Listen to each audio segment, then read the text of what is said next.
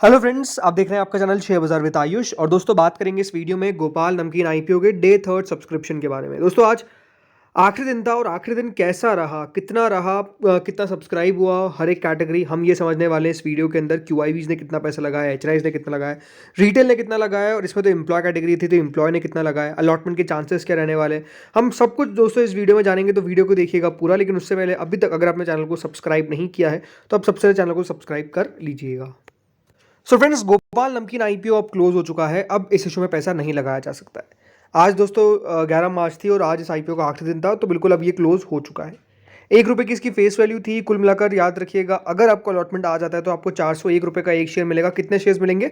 37 shares मिलेंगे। अब उस हिसाब से आपने कितने लॉट्स लगाए उस हिसाब से आप मल्टीप्लाई कर लीजिएगा। अगर आपने एचएनआई कैटेगरी में लगाया तो आपको लॉट ज़्यादा मिलेंगे। अगर आपने बिग एचएनआई में लगाया है, अगर आपने जो भी अलग अलग कैटेगरी में लगाया तो आपको उस हिसाब से यहाँ पर लॉट मिल जाएंगे।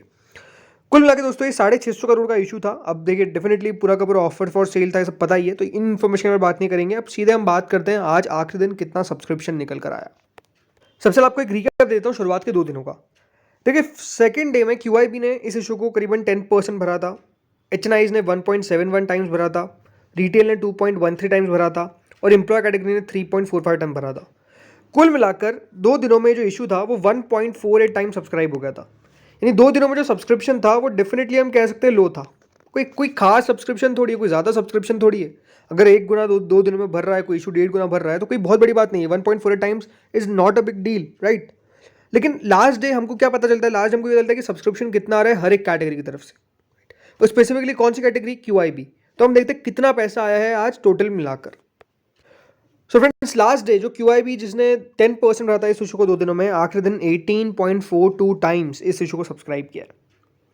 कुल मिलाकर दोस्तों 32,24,439 शेयर्स ऑफर किए गए थे, जिसके सामने 5,93,89,588 शेयर्स के लिए एप्लीकेशन आई है। कुल मिलाकर 2,381 करोड़ रुपीस हम कह सकते हैं इस इशू में क्यूआईबीज ने डाले। अब कोई भी कह सकता है कि क्यूआईबीज के द्वारा अगर 18.42 टाइम सब्सक्राइब किया जा रहा है, कुल मिलाकर क्यूआईबीज ने 2,300 करोड़ रुपीस डाले हैं, तो क्या ये ज़्यादा है? बिल्कुल भी नहीं।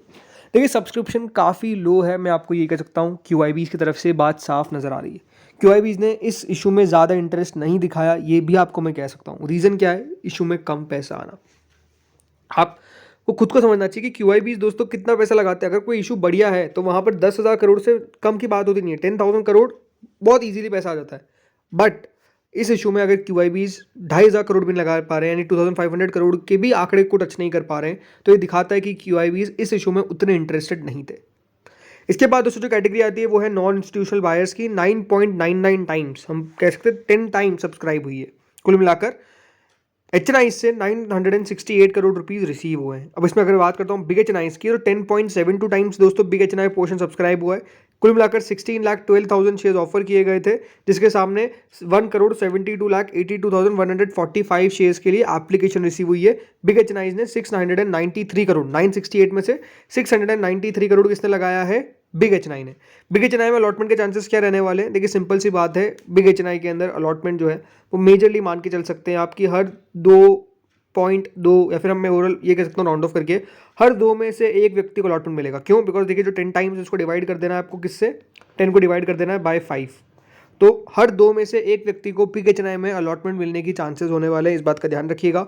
स्मॉल एचएनआई में अगर मैं बात करता हूँ अलॉटमेंट की, तो अलॉटमेंट ओवरऑल 8 टाइम सब्सक्राइब हुआ है, तो हर 8 में से एक को मिलेगा। स्मॉल एचएनआई ने कुल मिलाकर दोस्तों 8,48,000 शेयर्स ऑफर किए गए थे और 68,79,000 शेयर्स के लिए एप्लीकेशन भी रिसीव हुई। 275.85 करोड़ रुपीस जो है वो यहाँ पर आया है इनके द्वारा, कुल मिलाकर स्मॉल एचएनआई ने। तो स्मॉल एचएनआई ने इस इशू में ज़्यादा इंटरेस्ट शो नहीं किया, ये बात साफ नजर आता है। और स्मॉल एचएनआई में अलॉटमेंट कैसा है? हर 8.11 में से एक व्यक्ति को अलॉटमेंट जो है वो लगने वाला है।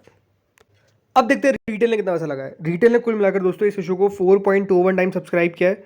आप देख सकते हैं 56,42,768 शेयर्स ऑफर किए गए थे, जिसमें करीबन 2,37,00,000 शेयर्स के लिए एप्लीकेशन आई है।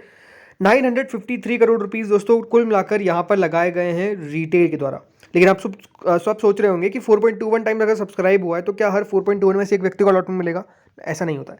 देखिए, हमेशा ये बात ध्यान रखिए, इसमें रिटेल में होता क्या है ना, अब रिटेल में कितने लॉट लगा सकते हैं? 1 से 13 लॉट्स तक, राइट।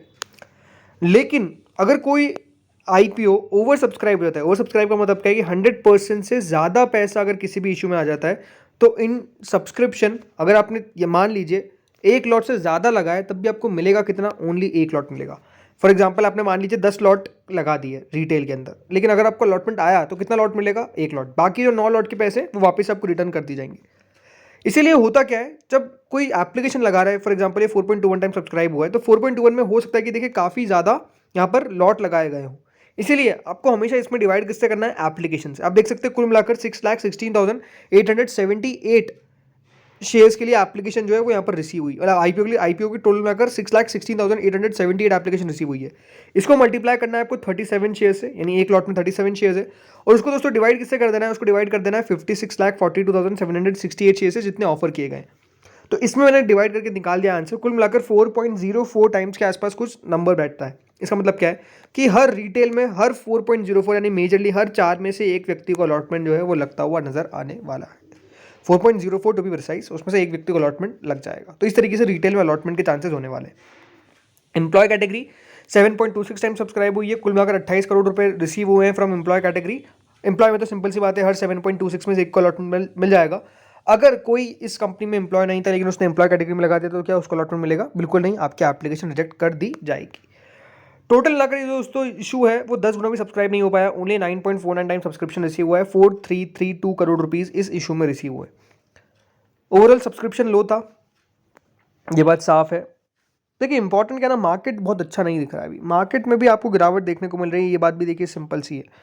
इसलिए सब्सक्रिप्शन आज लो निकल कर आया। अब देखिए लिस्टिंग कितने ऊपर होती है कितने नीचे होती है ये तो हमको पता चलेगा कब, जब इसकी लिस्टिंग होगी। तो अलॉटमेंट की डेट कब है, अलॉटमेंट की डेट दोस्तों कल की है, यानी 12 मार्च को इस आईपीओ का अलॉटमेंट है, एंड 14 मार्च को ये लिस्टिंग भी दे देगा। तो देखना होगा कि हाँ किस तरीके की लिस्टिंग होती है। डेट याद रखिएगा, कल 12 मार्च को है इस आईपीओ का अलॉटमेंट एंड 14 मार्च को है इस आईपीओ की लिस्टिंग। किस तरीके की लिस्टिंग होगी वो हमको पता चलेगा 14 मार्च को, बिकॉज इंटरेस्टिंग होने वाला है कि किस तरीके से ये आईपीओज लिस्ट होते हैं। स्पेसिफिकली देखिए कल लिस्टिंग होने वाली है जैसे आर के स्वामी की, राइट, तो वो भी टोन सेट करेगा कि हाँ भाई किस तरीके से वहाँ पर लिस्टिंग हमको देखने को मिल रही है। अगर वहाँ पे लिस्टिंग अच्छी नहीं होती है तो फिर अपने आप पे देखिए इशू बन जाएगा कि IPOs, main board IPO specifically अच्छे लिस्ट नहीं हो रहे, तो वो देखना बहुत इंटरेस्टिंग रहेगा।